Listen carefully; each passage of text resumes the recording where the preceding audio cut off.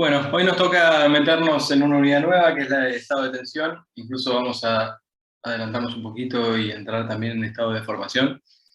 En la última clase vimos cálculo de desplazamientos y esa va a ser la única clase de cálculo de desplazamientos. No es un tema que en general presente mayores dificultades, más que atención a las cuentas, creo que después es bastante metódico. De todos modos, va a haber, igual que viene habiendo para los parcelitos que ya ocurrieron, una clase de consulta presencial. En este caso nos va a tocar a la mañana, y seguramente también se puede organizar la consulta virtual como viene habiendo. Si es que quedan dudas respecto a eso, que no hayan podido ser cubiertas en la clase o en lo que sea de las mesas hoy. Así que bueno, vamos a arrancar con esta, si quieren, no sé, es como una segunda parte de la materia donde se pone un poco más abstracto todo, pero vamos a ver que al final de cuentas termina teniendo sentido, ¿sí? Así que, si les parece, repasemos un poquito qué es lo que estuvimos haciendo en realidad para cada una de las solicitaciones que fuimos estudiando de forma independiente hasta ahora, ¿sí? Por ejemplo, en el caso de la solicitación Exil, nosotros hablamos de alguna tensión. Esa tensión que discutimos, ¿cuál era? ¿Qué tipo de tensión era? Normal. La tensión normal. Para la tensión normal usábamos una letra, ya sé que esto es un repaso muy obvio de algunas cosas, pero viene bien, ¿sí? Usábamos alguna letra griega especial. ¿Cuál usábamos? Sigma. Sigma. Y a veces poníamos un subíndice y decíamos que esa era sigma X, lo cual se volvió un poco redundante, pero lo que queríamos decir es que era la tensión normal al plano X, definiendo el plano X como aquel para el cual su normal es el eje X. ¿Hasta ahí estamos? Sí. Entonces decíamos que calculábamos esas tensiones sigma X, y esas tensiones sigma X para nosotros, ¿quiénes eran? En el caso del esfuerzo axial. El esfuerzo normal sobre el área. Esfuerzo normal sobre el área. Bien. Que básicamente es esto que tenemos acá. En el caso de la flexión, ¿qué tensión calculábamos?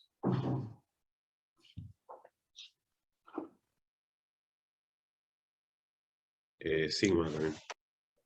La misma, ¿sí? Una tensión normal a la sección. En este caso esa sección definía el plano X, así que de vuelta era una tensión, sigma X, que en ese caso, ¿cómo lo calculábamos?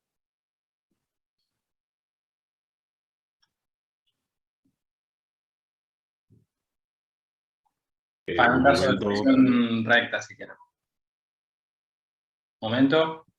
Por la distancia a la línea neutra sobre el J.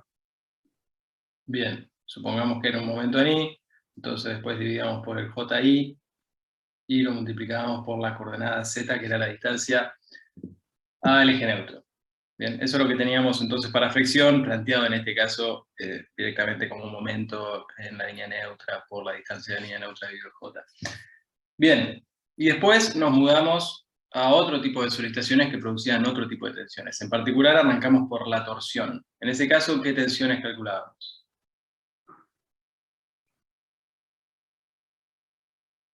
Tensiones tangenciales. Tensiones tangenciales. En ese caso usábamos otra letra griega, que era Tau. Tau. Bien. Y en el caso particular de la torsión, ¿cómo las calculábamos? Teníamos distintas teorías, pero básicamente siempre pasaba lo mismo, ¿no? Teníamos el momento torsor dividido un módulo de torsión o la inercia polar, puede ser el JP o T, ¿sí? O sea, J polar o módulo de torsión, y después lo multiplicábamos por alguna distancia. Esa distancia podía ser la distancia, o sea, el radio al centro al eje de la barra, en el caso de que fuese la teoría de Coulomb, podía ser el espesor de la sección, en el caso que fuese una sección cerrada y teoría de Brett, ¿bien? Pero básicamente la lógica era siempre la misma, ¿bien? Eso es lo que tenemos acá. Y esas tensiones tangenciales, ¿qué subíndice le poníamos o cómo las definíamos? porque ¿qué ya dijimos? Que son tangenciales, es decir, que están contenidas en el plano de la barra o en la sección. Ahora pueden tener distintas direcciones. Entonces, para indicar que estaban contenidas en el plano de la sección o plano X, lo primero que hacíamos era decir que eran tensiones tau X, pero después, para indicar qué dirección tenían, le poníamos otro subíndice más, indicando justamente el sentido. Y entonces podíamos tener tau XY o podíamos tener tau XZ. ¿Sí? ¿Eso lo recordamos? Sí. Bien.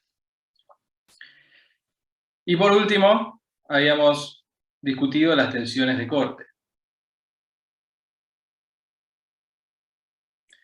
Tensiones de corte, en este caso, ¿cómo eran?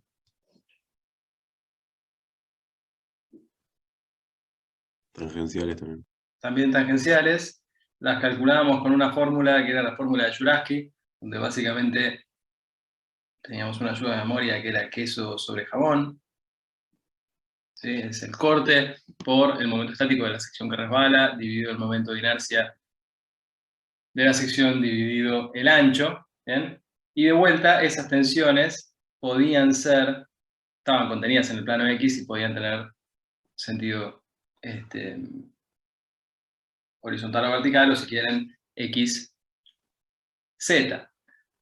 Con lo cual acá lo que tenemos son dos grupos grandes de tensiones. Por un lado las tensiones normales, por otro lado estas tensiones tangenciales. Lo que quiere decir es que el primer grupo yo lo puedo sumar, y por eso la fórmula de fricción compuesta incluía todo lo que habíamos visto antes de esfuerzo axial, y podíamos sumar alegremente la contribución a la tensión normal de una solicitación o de la otra. Y en el caso de la actuación en corte podríamos hacer lo mismo. Ahora, ¿cómo combinamos todo esto? ¿Cómo combinamos ese primer mundo de tensiones normales con este segundo mundo de tensiones tangenciales? ¿Bien? Y para hacer eso, nosotros tenemos que darle un poquito una vuelta de tuerca y definir un tensor. ¿Qué es un tensor? No sé si ustedes lo discutieron en la teórica.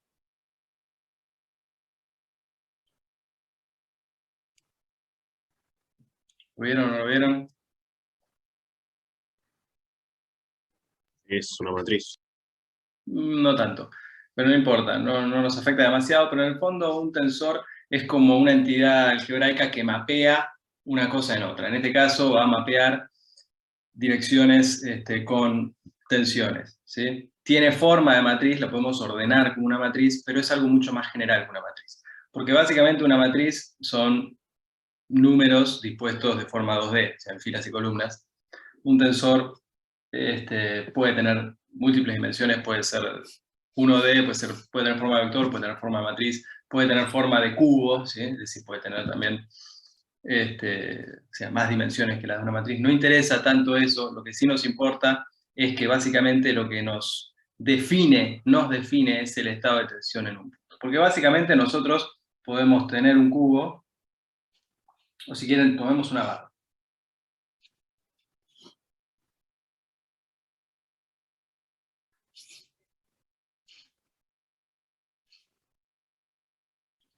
Tomamos un cachito de barra que tiene corte, tiene momento, tiene esfuerzo axial, ¿sí?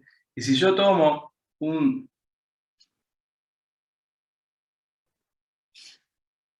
diferencial de volumen por acá, o sea, tomo un cubito diferencial, tomo un punto de esa barra y lo dibujo en grande, ¿qué vamos a tener?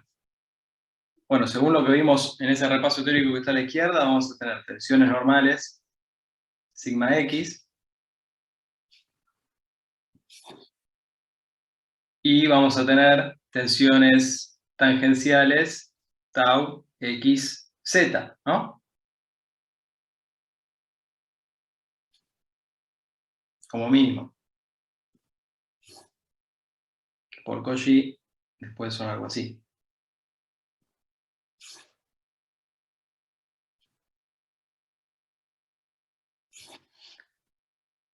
¿Bien? ¿Hasta acá? Sí. Sí. ¿Sí? Ahora, esto es absolutamente arbitrario porque esto lo que implica es que yo para definir las tensiones elegí ejes del tipo X, Z en ese punto. Ahora, si yo, para describir lo que le pasaba a ese punto, hubiese elegido otros ejes, llamémoslo, no sé qué toqué ahí, pero ahí va, V, ¿cómo sería mi tensión sigma U? ¿Cómo sería mi tensión tau V? ¿Se entiende la pregunta? ¿Cómo sería mi tensión normal al plano U? ¿Cómo sería mi tensión tangencial V? Entonces, para poder hacer eso, es por supuesto que el estado tensional, es decir, lo solicitado que ese punto esté a nivel tensión es independiente de cómo yo elegí XZ, o cómo yo elegí XYZ, cómo elegí la terna de ejes. Si yo lo hubiese girado, la tensión que está sufriendo ese punto es exactamente la misma. Pero sí, por supuesto, va a cambiar cómo yo la expreso. De la misma manera que cuando definen un vector y le cambian los ejes, bueno, va a cambiar las coordenadas o va a cambiar elemento a elemento de ese vector, pero el vector es el mismo. Bueno, acá pasa algo parecido, nada más que no es un vector, es una entidad un poco más compleja porque hay tensiones en distintas direcciones y que son de otros mundos distintos, como las tensiones normales y las tangenciales. Pero básicamente el problema es ese. Definir el estado tensional de un punto, si quieren, con independencia de los ejes que utilizamos para hacer una definición inicial. Entonces, trabajando con alguna terna cualquiera, en este caso, por ejemplo, X y Z, nosotros podemos definir un tensor de tensiones que se ordena de la siguiente manera. En las diagonales tenemos las tensiones normales en los ejes X y Z, y fuera de la diagonal tenemos las tensiones tangenciales. ¿Sí? Esto lo vieron, ¿verdad?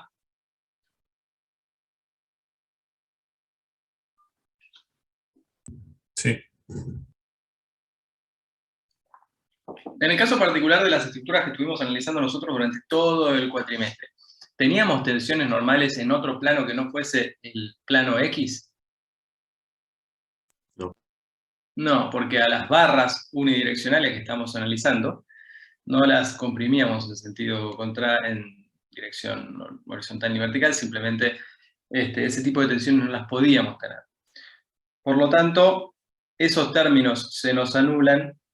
También se nos anulan las tensiones tangenciales en las caras libres, ¿bien?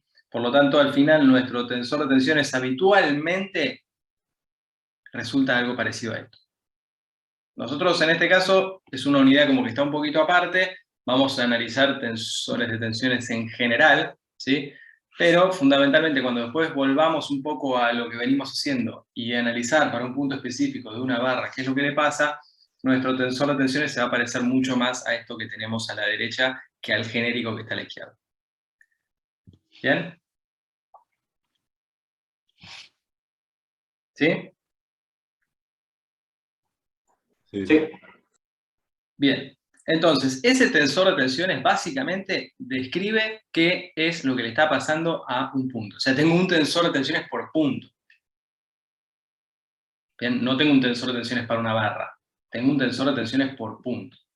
Podría pasar que el estado tensional de la barra fuese uniforme, en ese caso todos los puntos tienen el mismo tensor, pero es una casualidad que tiene que ver con las cargas particulares y geometría particular que pueda tener un problema. En líneas generales, cada punto tiene un tensor distinto, tiene un estado tensional distinto. ¿Sí? Bien, entonces, la pregunta sería, dado ese tensor de tensiones, ¿cómo calcular el vector tensión correspondiente a algún plano específico? Y para hacer eso, lo único que tenemos que hacer es multiplicar a ese tensor por la normal del plano. Entonces, supónganse que nos interesa, es una obviedad lo que voy a hacer, pero nos interesan las tensiones en el plano X, que es el que habitualmente nosotros calculamos, ¿sí? Si nos interesan las tensiones en el plano X, con esos ejes como están definidos en esa figura, X y Z, la normal al plano X, ¿cómo sería?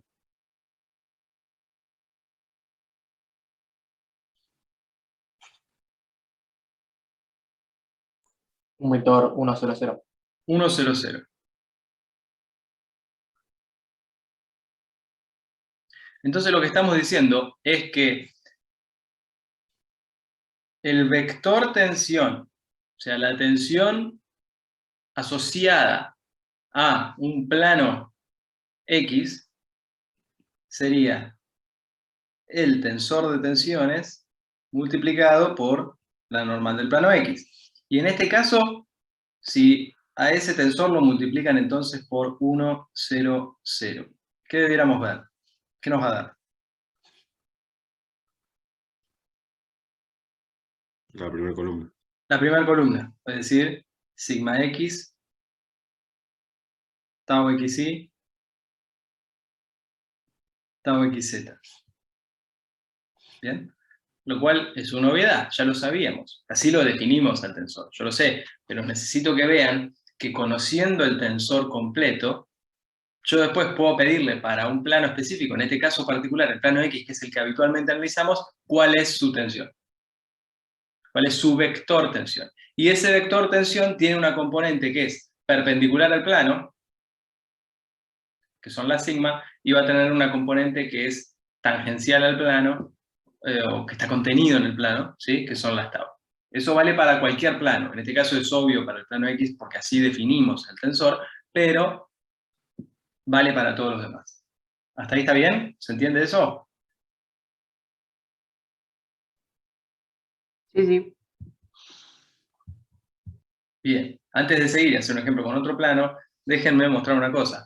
Acá está expresado el tensor de forma genérica, de la forma más rigurosa, como, si se fijan, sigma X, sigma Y, sigma Z en las diagonales, y después fuera de la diagonal nosotros tenemos las tensiones tangenciales, y acá están de forma muy rigurosa expresadas como, por ejemplo, tau I X en la fila 1, columna 2, y tau XY en la fila 2, columna 1. Ahora, ¿qué sabemos nosotros de esas dos tensiones tangenciales? Son iguales. Que son iguales, y son iguales por el teorema de Cauchy, ¿sí? Nosotros sabemos entonces que tau XY es igual a tau ZX, que tau XZ es igual a tau ZX, que tau XY es igual a tau IX, y que tau IZ es igual a tau ZI. Por lo tanto, en general, a ese tensor de tensiones nosotros directamente lo escribimos de esta manera, donde, si se fijan, estos elementos ya son siempre los mismos. Por lo tanto, al tensor no lo definimos con 9 elementos, sino que lo definimos solamente con 6. Hay 3 que son iguales a otros 3, así que hay 6 variables independientes dentro de un tensor. ¿Sí? ¿Hasta ahí?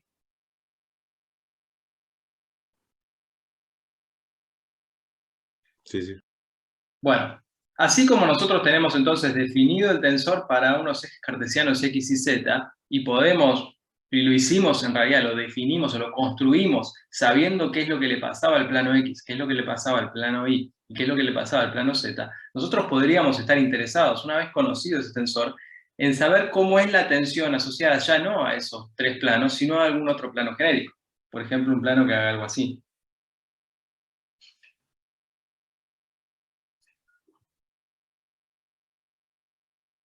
Y que tenga una normal de este estilo. Llamémosla N. ¿Se entiende el dibujo?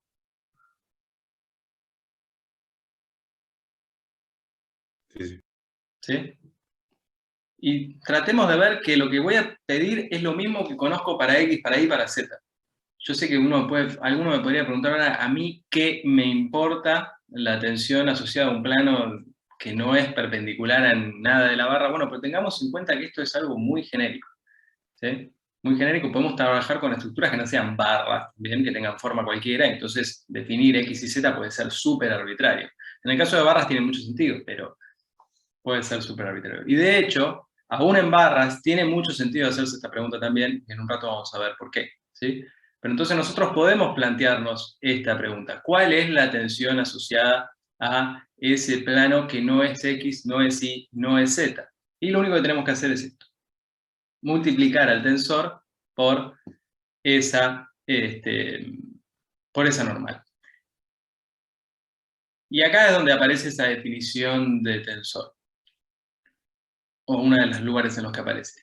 Porque básicamente ese tensor que definimos para ejes cartesianos X y Z contiene toda la información de lo que le pasa al punto. Toda la información de lo que le pasa a ese punto. Por eso después, si yo me voy preguntando para otros planos qué tensión tengo, lo único que tengo que hacer es multiplicar al tensor por la normal. ¿Sí? Esa es la diferencia que hay con una matriz.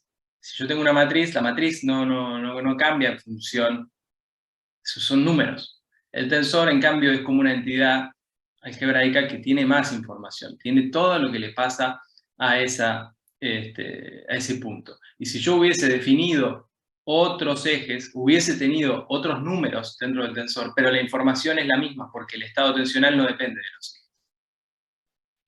Bueno, el tensor básicamente entonces me mapea justamente esas direcciones con las tensiones asociadas, y esas tensiones para ese plano n que definí ahí, las vamos a obtener, como decía, multiplicando entonces al tensor por la normal.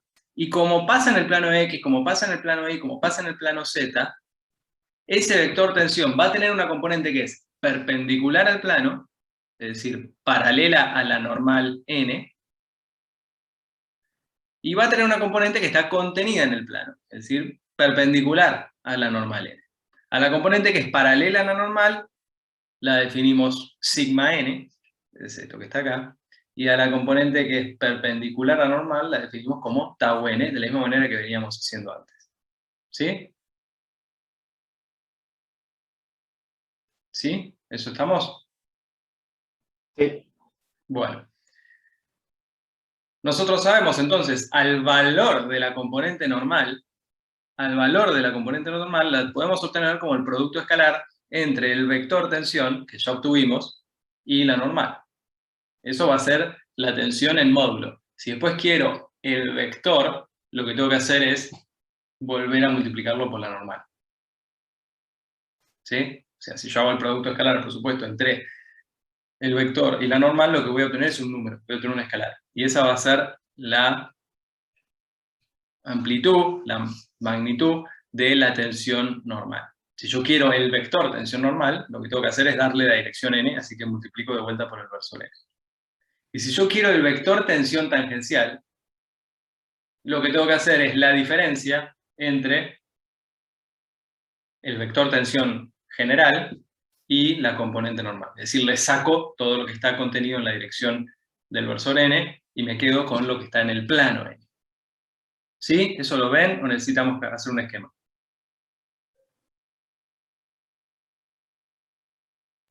Sí.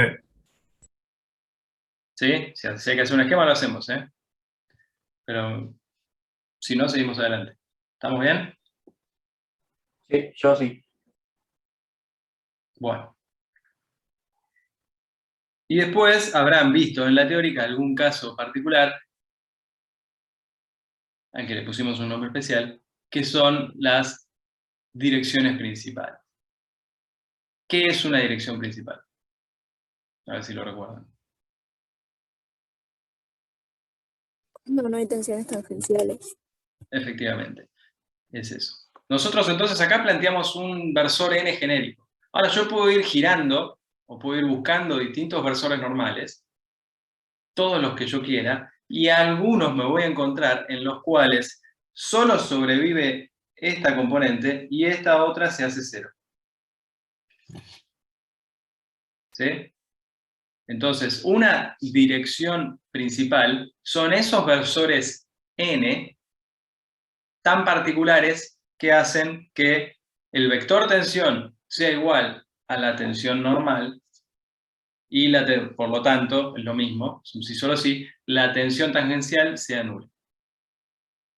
Y esto tiene un sentido físico muy importante, que seguramente en un rato o más adelante veremos. ¿Está bien? ¿Eso queda claro? O sea, de todos los infinitos versores n, los principales son aquellos en los cuales la componente perpendicular al versor, o si quieren, la componente de tensión contenida en el plano se hace nula. ¿Sí?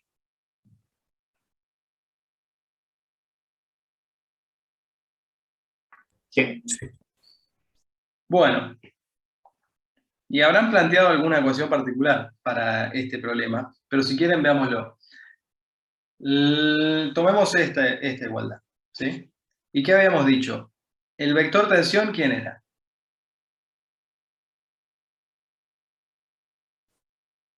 ¿El tensor de tensiones por quién?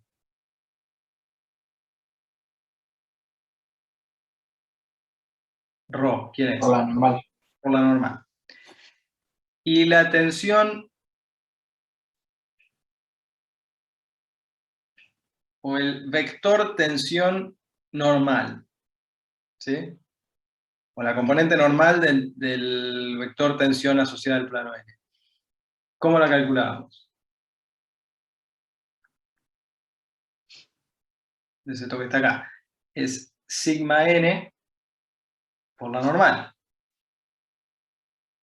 Entonces lo que estamos diciendo es, el producto de una matriz por un vector es igual a un escalar por ese vector. ¿Les suena este problema a algo que hayan visto anteriormente en la carrera? Autovalores. Es un problema de autovalores y autovectores, ¿sí? No sé si lo escriben así habitualmente.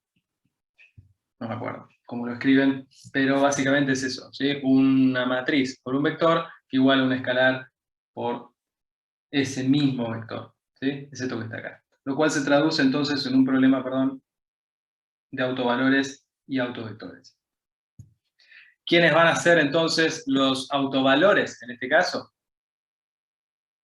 O mejor dicho, vamos por otro lado. ¿Quiénes van a ser los autovectores? Las direcciones principales. Las direcciones principales. ¿Y quiénes van a ser los autovalores?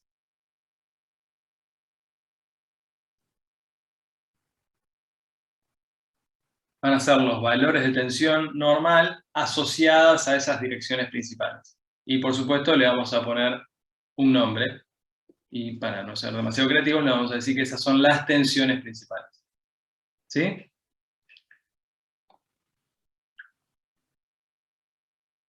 Bien, entonces este es el problema que nos estamos planteando, ¿sí? Tensor de tensiones por la normal de una dirección principal es igual a sigma por la normal. Habitualmente, entonces, para resolver ese problema, lo que hacemos es sacar factor común. Para eso necesitamos multiplicar por la matriz de identidad, pero después sacamos factor común el versor n. Y para que esta igualdad que está acá tenga solución distinta de la trivial, lo que necesitamos es anular el determinante de lo que está acá adentro. ¿A qué me refiero con solución distinta de la trivial? A no adoptar como solución n igual a 0, 0, 0, igual no tiene ningún sentido, no es lo que estamos buscando. Para que esa igualdad sea nula, nosotros lo que hacemos es definir a esta matriz como una matriz M, y para encontrar entonces, decía, soluciones distintas a la trivial, lo que tenemos que hacer es anular el determinante de esa matriz. Eso es lo que hacemos en álgebra, y esta es una de las razones por las cuales la álgebra es en realidad correlativa a esta materia. ¿Bien? Entonces, las direcciones principales, esto es lo que veníamos diciendo, o las direcciones N, I, son esas direcciones principales, son esas direcciones para las cuales se anulan las componentes de tensión tangencial. Y esos van a ser los autovectores del tensor de tensiones. Y las sigma asociadas, es decir, los escalares asociados, son las tensiones principales. Y son los autovalores del tensor de tensión. ¿Bien? Si nosotros, no sé si lo hicieron, si nosotros planteamos el determinante de forma genérica, ¿sí? Vamos a llegar a una expresión de este tipo. Donde lo que nos dice es que sigma i es las... ¿Cuántos autovectores voy a tener? 3. 3. 3, ¿eh? Estamos en una matriz de 3×3, la base del espacio que voy a formar es la base de R3, así que voy a tener 3 autovectores. ¿Bien? Y voy a tener entonces 3 tensiones principales, sea una asociada a cada uno de esos autovectores. Bien, entonces esas tensiones principales van a ser estas sigma i que estoy buscando. Cuando yo planteo el determinante de tensor de tensiones menos sigma i por la matriz de identidad, a lo que llegamos es una expresión de este tipo, que es bastante fácil de memorizar, porque si se fijan, es una función cúbica, por supuesto, sigma i al cubo, arranca, en ese caso no hay ninguna constante multiplicándola, y después tenemos sigma i cuadrado, sigma i y sigma i a la 0, si quieren, o directamente un 1. En los siguientes términos, en el término cuadrático, en el término lineal y en el constante, lo que tenemos son constantes multiplicando previamente, para las que usamos la letra I, vamos a ver por qué, ¿sí? I1, I2 e I3. Y una forma de memorizarla es saber que los signos van alternados. Arranca con positivo, después va negativo, después va positivo y después va negativo otra vez. Y si eso se lo confunden, no importa porque está igualado a 0. Así que ustedes pueden directamente decir menos más, o más menos más menos. Para que esta igualdad tenga sentido, fíjense, ¿qué unidades tienen que tener estas constantes I1, I2 e I3? ¿I1 qué unidad tiene que tener? ¿Qué dimensión tiene que tener?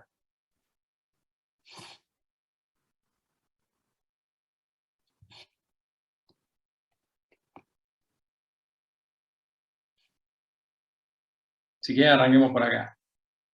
Sigma i al cubo, ¿qué dimensión va a tener?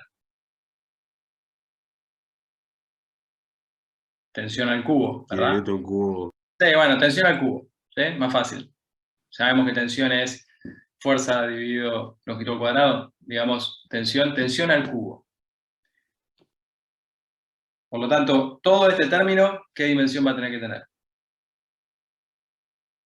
Tensión al cubo. Tensión al cubo. Pero ahí ya tengo sigma i cuadrado, que sigma i cuadrado tiene tensión al cuadrado. Por lo tanto, I1, ¿qué dimensión va a tener que tener?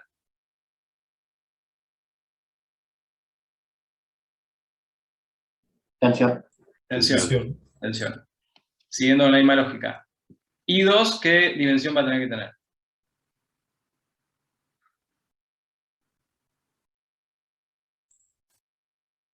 Tensión al cuadrado. Tensión al cuadrado. Y I3, ¿qué dimensión va a tener que tener? Al cubo. Tensión al cubo. Tensión al cubo. Bien, estos son pequeños ayudas de memoria para después no meter la pata cuando hagamos cuentas. Bien, entonces esta expresión es relativamente sencilla de memorizar. Después lo que tenemos que ver es quiénes son esas constantes I1, I2 e I3, y son estas que están expresadas acá abajo y que se llaman invariantes. Y el nombre es bastante elocuente. ¿Por qué creen que se llaman invariantes? O si ya lo vieron, ¿por qué se llaman invariantes? Porque no depende del tensor y tampoco del sistema de coordenadas que elegimos. Bien, creo que lo descifré, por eso no sé, hay un problema con audio. Pero básicamente, claro, no depende del sistema de coordenadas que yo utilicé para definir el tensor de tensiones. ¿Sí? ¿Eso es lo que quisiste decir, Antoinette? Creo que sí. Sí, fue eso. Perfecto, a veces ahí te escucho bien. Entonces, por eso son invariantes. Son invariantes en el sentido de que no dependen de la terna utilizada a la hora de definir el tensor. Si yo hubiera usado x y z o w, estas constantes me dan lo mismo. Y repasemos un poco quiénes son. Tienen sentido físico. Para mí se entiende todavía más cuando vemos el tensor de deformaciones, pero no importa. El invariante 1 es la traza del tensor de tensiones. ¿Qué es la traza? La suma de la diagonal. La suma de la diagonal, es decir, es sigma x más sigma y más sigma z. Y si se fijan, bien, esto tiene dimensión de tensión. Si estoy sumando tensiones, la dimensión que tiene es de tensión. Bueno, el invariante 2 es esto que está acá, tiene un nombre ahora matemático, yo no recuerdo bien cuál es. No recuerdo si lo tengo acá a mano. Sí, la suma de los determinantes menores. Bueno, yo soy bastante flojo para esa ayuda a memoria. Después vamos a ver la fórmula planteada de forma más general. Tiene un sentido físico donde básicamente depende únicamente de lo que son las componentes de tensión tangencial, etc. Si a alguno le interesa mucho estos temas y se mete más adelante en curso de posgrado, tiene mucha utilidad. Y el invariante 3 es directamente el determinante del tensor. No el determinante del tensor menos sigma por la matriz de identidad, porque eso es lo que estoy buscando que sea 0. Es el determinante del tensor. Y el determinante del tensor, por supuesto, tiene dimensión de sigma al cubo, así que está bien. ¿Sí? Bueno, en función de lo que estos invariantes valgan, vamos a ver que me permiten definir qué tipo de estado de tensión tengo. Y vamos a definir 3 tipos de estado de tensión. Si el tercer invariante es distinto de 0, lo que tenemos es lo que se conoce como un estado triple o un estado espacial de tensiones, donde ninguna tensión principal es 0. Donde yo haga cualquier corte que haga, siempre voy a tener tensión, un vector tensión en todas las direcciones, en cualquier dirección. Si el invariante 2 es distinto de 0, pero el invariante 3 es nulo, lo que tenemos es un estado plano o un estado doble de tensiones. ¿Qué quiere decir? Que las tensiones siempre van, el vector tensión siempre va a estar contenido en un plano. En el caso de arriba, el vector tensión puede tener siempre cualquier dirección, independientemente del plano que yo elija. Del versor normal que yo elija. En el estado plano, las tensiones están siempre contenidas en un plano. El vector tensión está siempre contenido en un plano. Y una de las tensiones principales en ese caso es igual a 0. ¿Sí? Y después tenemos el caso más sencillo de todos, que es el caso en el cual el invariante 3 y el invariante 2 son iguales a 0, y solo es distinto de 0 el invariante 1, que es el estado simple o estado uniaxial. En ese caso, 2 tensiones principales son iguales a 0, y el vector tensión tiene siempre la misma dirección. ¿Sí? Esa es la clasificación de un estado tensional, depende básicamente entonces de los invariantes. Por lo tanto, conociendo el tensor de tensiones para cualquier sistema de coordenadas que ustedes hayan elegido, ya saben cuál es el estado tensional, cómo clasificar el estado tensional de ese punto. ¿Bien hasta acá? Sí. ¿Qué característica tienen esas tensiones principales sigma que las hace distintivas? Supongo que lo habrán visto en la teoría.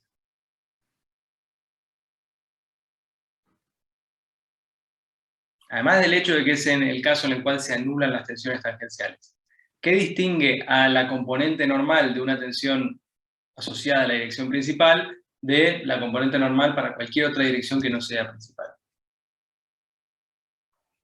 Puede ser que sean máximos.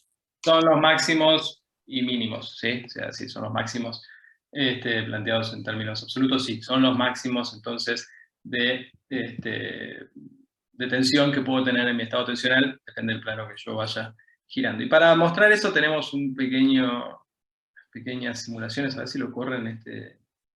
Sí, a veces en la tablet no me lo hace. Entonces, básicamente lo que tenemos, ahora voy a volver a correr el videito. Tenemos un estado tensional cualquiera, acá está planteado en términos de ejes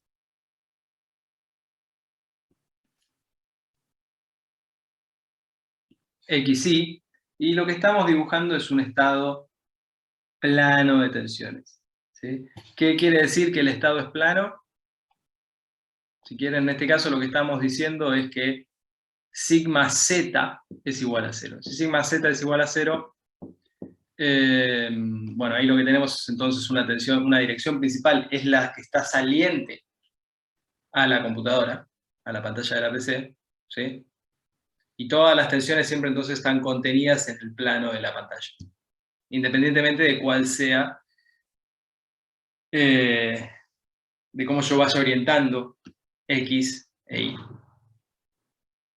¿Sí? ¿Hasta ahí? ¿Me siguen? Entonces yo me puedo ir preguntando, bueno, ¿cuáles serían las tensiones asociadas a otra terna? Por ejemplo, V, ¿sí? Y entonces en ese gráfico que está a la derecha, como en esa figura que está a la derecha que ahora vamos a volver a animar, lo que vamos viendo es, vamos a dejar fijo el elemento diferencial que es este que está acá, ese va a quedar siempre fijo. ¿Sí? Y lo que vamos a ir girando son los ejes X, Y. Esos que están ahí adentro, esos son los que van a ir girando. ¿Bien? Y en función de lo que vayan girando esos ejes, lo que tendremos son distintas tensiones. Entonces vamos a partir de este caso. Vamos a partir de este caso. Nosotros ya le calculamos las tensiones, las direcciones principales y las tensiones principales asociadas, y llegamos a la conclusión de que si habíamos partido de ejes,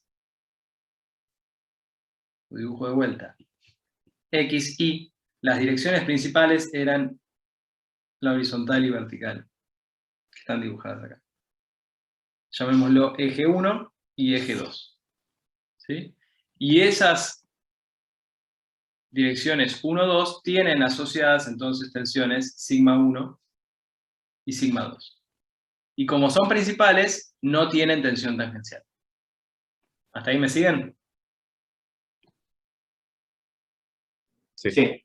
Bien. Entonces ahora, esa misma foto está puesta en ese grafiquito que está arriba a la derecha. Bien. Si se fijan, tenemos. Esta es la dirección 1. Y esta es la dirección 2. Perdón que lo dibuje chiquitito, pero si no se va a pisar con lo que venga después. Y este segmento que está acá representa la tensión sigma 1, y este segmento que está acá representa la tensión sigma 2. Y si se fijan, no hay tensiones tangenciales, así que no hay rayitas horizontales paralelas a los bordes, que es lo que vendría a representar una tensión tangencial. ¿Sí? Ahora, en el video lo que vamos a hacer es ir girando esos ejes, es decir, en vez de partir de XY y girar XY, vamos a partir de 1, 2, y vamos a ir girando los ejes, y vamos a ir viendo cómo cambian esas tensiones normales y cómo aparecen tensiones tangenciales. Pero me acabo de dar cuenta que si lo dibujo así, voy a haber tapado la imagen, así que lo voy a dibujar acá paralelo chiquitito abajo. Esta era la tensión sigma 1, y esta era la tensión sigma 2. ¿Bien? ¿Hasta ahí? Entonces ahora le vamos a dar la animación otra vez.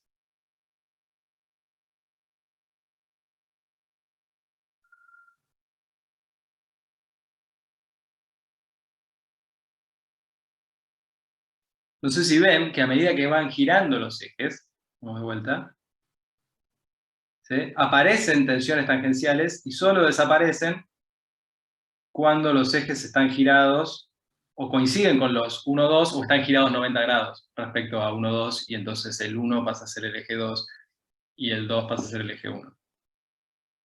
¿Eso lo ven? Sí. Y si se fijan, los valores de tensión normal van cambiando a medida que yo voy rotando, pero nunca superan el valor de sigma 1 ni sigma 2.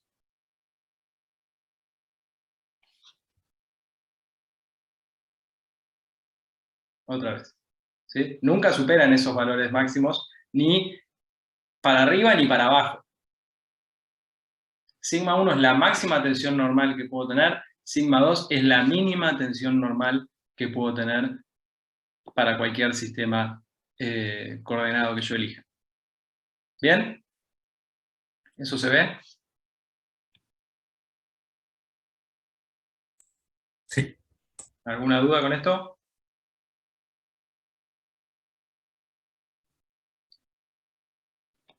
Bueno, entonces, lo que tenemos acá abajo, este es el tensor de tensiones definido para los ejes X, Y. Ya dije, la tensión en Z es 0, es un estado plano, entonces me quedo con esa parte, pero básicamente si yo lo quisiese completar, acá lo que tendría es una serie de ceros y ahí tendría mi tensor entonces completo, de 3×3. Trabajamos entonces en este caso con un estado plano, trabajo solamente con la parte de 2×2 que me interesa. Ese es mi tensor de tensiones, y nosotros habitualmente para especificar que lo estamos definiendo, porque ahí adentro va a haber números, entonces para especificar que lo estamos definiendo para XY, lo que hacemos es decir, este es el tensor de tensiones definido según ejes XY. Pero a ese tensor de tensiones yo lo puedo expresar en términos de las direcciones principales 1, 2, que en ese caso voy a obtener una matriz diagonal. porque las tensiones tangenciales asociadas a las direcciones 1, 2 se anulan, así que directamente lo que tenemos es este tensor de tensiones mucho más sencillo que está acá. Este tensor de tensiones, entonces decimos, está definido para las direcciones 1, 2. Y lo que me parece importante es que los dos dicen absolutamente lo mismo. ¿Sí? El tensor de tensiones que está a la izquierda dice lo mismo que el tensor de tensiones que está a la derecha. La única diferencia es respecto a qué ejes yo los estoy expresando. Pero la información es exactamente la misma. Los dos describen cuál es el estado tensional del punto específico que yo estoy analizando. ¿Sí?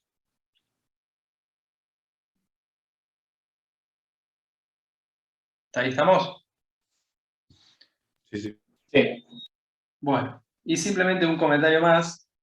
Creo que ustedes ya no lo ven más, ¿no? En estabilidad 1 no se ve más el círculo de Moore.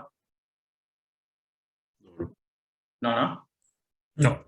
Bueno, resulta que las expresiones de tensiones para estado plano, las expresiones que utilizan para definir las tensiones en estado plano y cómo varían sigma, si quieren, X y sigma Y y tau, en función del ángulo que yo rote los ejes X y Z, es idéntica, resulta igual a las expresiones que relacionan los momentos de inercia para una determinada sección, ¿no? Ustedes sabían, tenemos un momento de inercia para un par de ejes, ¿sí? Si yo esos ejes los voy rotando, esos momentos de inercia van cambiando.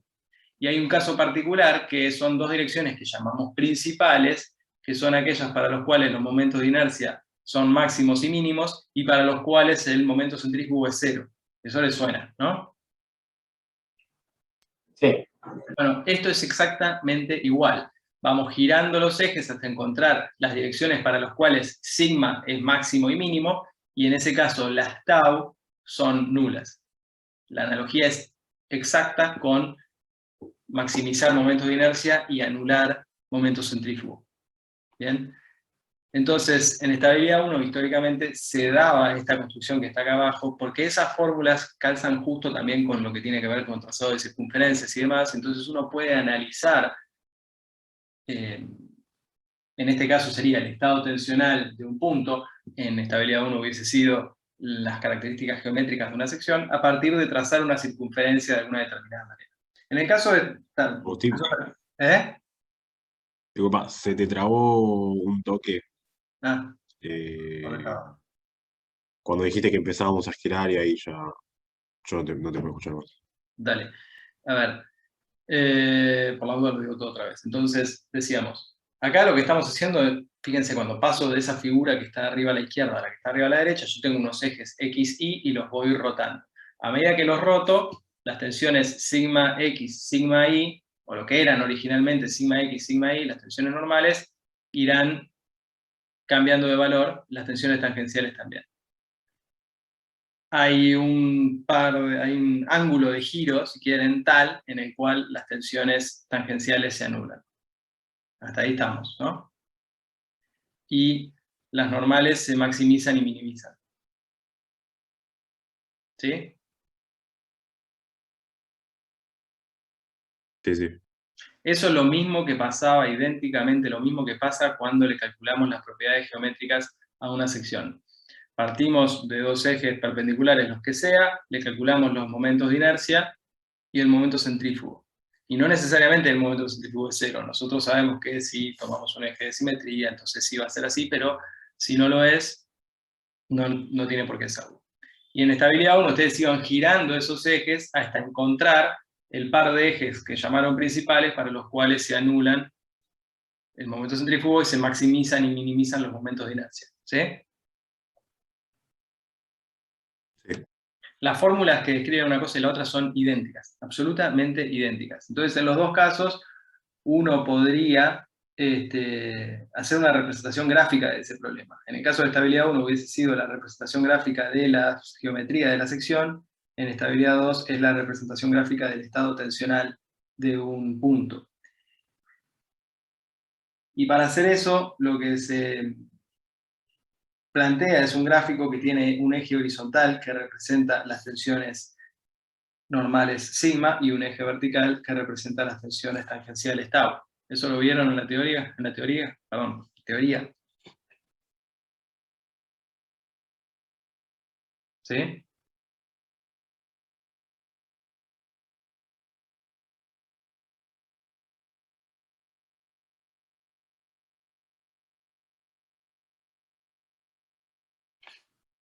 ¿Me escuchan o no?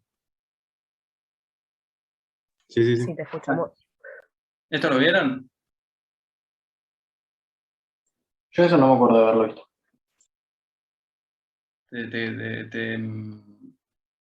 Qué pena me das, Manu, ¿eh? Estoy quedando sin internet. Bueno, es una representación gráfica, no soy muy fanático de esta representación gráfica, pero básicamente por cómo son las fórmulas que relacionan o describen un estado plano de tensión, nosotros podemos describir ese estado plano a partir de una circunferencia, que es la que se conoce como circunferencia de Moore, que nos dice cada uno de estos puntos de esa circunferencia, nos dice el estado tensional para la dirección de ejes que nosotros hemos adoptado, ¿sí? Entonces, en el caso particular, por ejemplo acá, nosotros tendríamos sigma 1 y sigma 2. ¿Y qué sabemos? Que cuando tomamos una dirección, o cuando la tensión normal es sigma 1, la tensión tangencial, ¿cuánto vale? 0. 0. 0. Y por eso sigma 1 cae justamente en el eje sigma y no tiene ninguna componente vertical. El punto, ¿sí?, correspondiente a esa normal, a la dirección normal 1, ¿sí? Lo mismo pasa en la dirección normal 2. En ese caso la tensión sigma es la menor de todas las posibles, es decir, yo no puedo estar afuera de esa circunferencia. Es la menor de todas las posibles, y en ese caso la tensión tangencial también es 0. Ahora, de este gráfico nosotros podríamos saber, o sacar fácilmente, cuál es la máxima tensión tangencial que yo podría tener. ¿Cuál sería?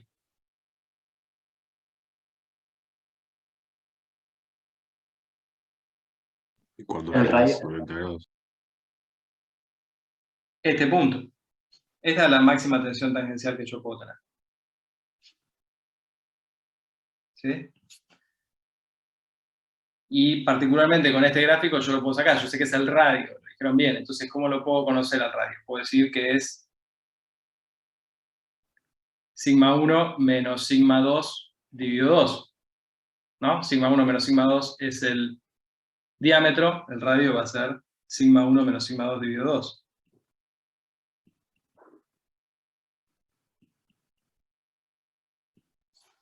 ¿No? Sí. Y puedo saber también cuál es la normal asociada a eso. Entonces, si se fijan, ahora vamos a volver a correr esa simulación que teníamos antes, y lo que vamos a hacer es rotar esos ejes 1, 2 que teníamos ahí arriba, pero también ver cómo el punto se va moviendo sobre la circunferencia, ¿sí?, sobre la circunferencia, y pueden verlo también en relación con esos ejes que tenían arriba.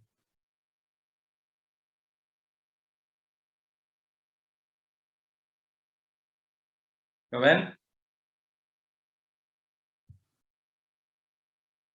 Ahora vamos a entrar en detalle después con un ejemplo.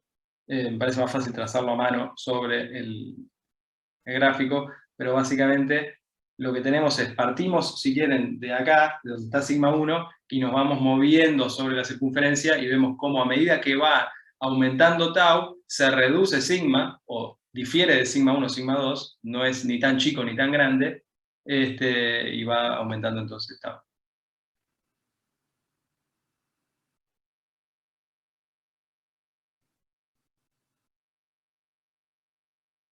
¿Bien? Sí. Bueno, después vamos a ver ahora vamos a ver un ejemplo que nos permite discutir un poco más esto en profundidad. ¿Alguna duda hasta acá de este repaso teórico? Algo que no quede claro, algo muy genérico que si no lo entienden está bien que no lo entiendan. No, a mí es algo que igual toma un tiempo de procesamiento de esta información, pero ¿hay alguna duda que quieran ver ahora? Si no, pasamos a un ejercicio. A mí esto último me queda claro, pero tengo una duda, ¿por qué el primer gráfico, el cuadrado está girado? Yo pensé No. que siempre iba a estar igual y solamente giraban los ejes. El cuadrado está girado, en realidad supongo yo que para hacer más fácil este dibujo que está acá a la derecha. O sea, para poner los principales horizontales, arrancaron de ejes que no eran horizontales. Ah, Pero, ok, está bien. ¿está bien? Pero si querés, girá tu monitor y va a estar horizontal. O sea, es arbitrario, por supuesto, la definición de nuestros ejes, ¿sí? Tenemos una Claro. tendencia a respetar los márgenes de la hoja o respetar la dirección de una barra, lo cual en ese caso tiene mucho más sentido, pero los ejes son los ejes, ¿sí? En este caso puntual están girados así para que los principales después queden horizontales, y entonces facilitar la animación que está a la derecha, pero podría no haberlo, o sea, puede ser cualquier cosa, son ejes que uno elige. Sí, pero si yo giro los ejes, el cuadrado no tendría que por qué girar. Sí, porque vos lo que tenés es, si vos girás los ejes, vos tenés que calcular la tensión normal a un plano. Entonces tu plano X es este ahora. Voy a usar el resaltador porque si no, no se ve. Tu plano X es este. ¿Sí? Claro, si no, no podrían ser tangenciales o normales. Claro, vos no podés decir, tengo este, perdón, a ver, tengo este elemento diferencial con estos ejes, no tiene sentido, porque vos tenés que tener una cara sobre la cual actúa una tensión que es perpendicular a la cara y una cara sobre la cual hay tensiones que están contenidas en esa cara. Entonces el elemento diferencial, el rectangulito del cuadrado gira con los ejes. Pero en el fondo Perfecto. ese elemento diferencial es un punto. Claro, claro, sí. ¿Sí? Entonces ahí el punto no gira, el punto es el punto. ¿Bien? ¿Alguna más? No, por mí no.